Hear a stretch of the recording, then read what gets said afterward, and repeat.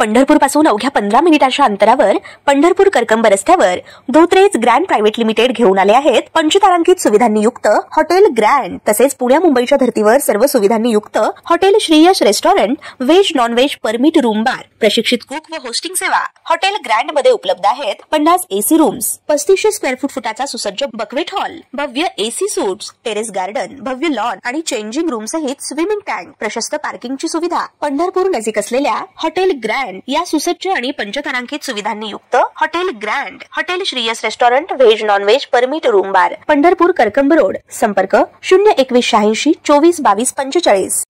ताज्या घडामोडी पाहण्यासाठी आमच्या YouTube चॅनलवरील PVR म्हणजेच पंढरी वार्ता या न्यूजला सबस्क्राइब करा आणि शेजारील बेल आयकॉनवर क्लिक करा। ओबीसी उपसमितीची बैठक पार पडली। चुकीचे, बोगस किंवा अवैधरित्या जात प्रमाणपत्र दाखले देऊ नये आणि जे दाखले दिले आहेत त्याबाबत एक श्वेतपत्रिका काढावी अशी आमची मागणी असल्याचं मंत्री पंकजा मुंडे म्हणाल्या।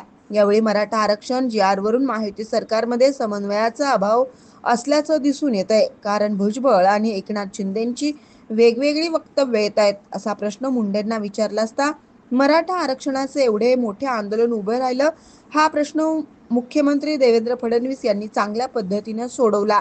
त्यामुळे महायुतीत कुठेही समन्वयाचा अभाव म्हणता येणार नाही अशी प्रतिक्रिया मंत्री पंकजा मुंडे यांनी दिली आहे।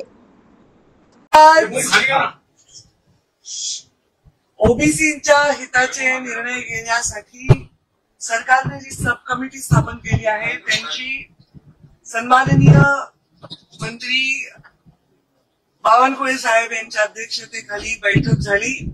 या बैठकीला स्वतः भुजबळ साहेब उपस्थित होते, याला संजय राठोड उपस्थित होते, आमचे अतुल सावे उपस्थित होते, दत्ता भरणे उपस्थित होते आणि गुलाबराव उपस्थित होते आणि विविध विभागाचे सचिव देखील होते, अधिकारी देखील होते।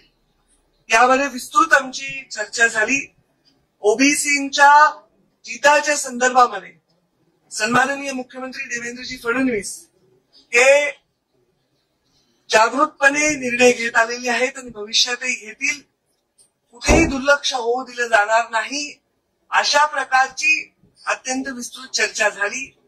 या चर्चेमध्ये, या मीटिंगमध्ये ओबीसींना जो विविध जाती, ओबीसी मध्ये अनेक जाती आहेत, जवळ 350 जाती आहेत, या विविध जातींना मिळणारे विविध लाभ, याच्यामध्ये त्यांना मिळणाऱ्या योजना, याच्यासाठी त्यांना मिळणारा निधी, याच्यावरही चर्चा झाली। याच्यामध्ये कुठेही त्यांच्यावर अन्याय होऊ दिला जाणार नाही अशा प्रकारचे पावलं उचलण्यासंदर्भात चर्चा झाली। मीटिंग पहिलीच होती।